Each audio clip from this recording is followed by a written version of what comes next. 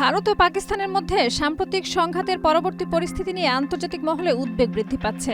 উভয় দেশই সীমান্তে সামরিক প্রস্তুতি জোরদার করেছে এবং পারমাণবিক অস্ত্রের সম্ভাব্য ব্যবহার নিয়ে আলোচনা চলছে।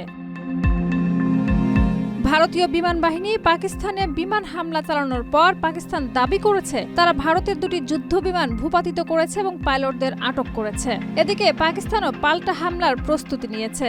ভারতের পররাষ্ট্র মন্ত্রণালয়ের মুখপাত্র রাভিশ কুমার বলেছেন, পাকিস্তান যুদ্ধ বিষয়ক হিস্টেরিয়ায় ভুগছে এবং এই অঞ্চলে যুদ্ধভীতি তৈরি করতে চায়। অন্যদিকে পাকিস্তানের প্রধানমন্ত্রী শেহবাজ শরীফ বলেছেন, যুদ্ধ শুরু হলে কারো হাতেই নিয়ন্ত্রণ থাকবে না এবং শান্তি আলোচনায় বসার আহ্বান জানিয়েছেন। বাংলাদেশও এই উত্তেজনা থেকে মুক্ত নয়। যদি সংঘাত বৃদ্ধি পায় তাহলে বাংলাদেশে শরণার্থী প্রবাহ, সীমান্ত নিরাপত্তার চ্যালেঞ্জ এবং অর্থনৈতিক প্রভাব পড়তে পারে। বিশেষজ্ঞরা সতর্ক করেছেন, এই পরিস্থিতি বাংলাদেশের জন্য বিপজ্জনক হতে পারে।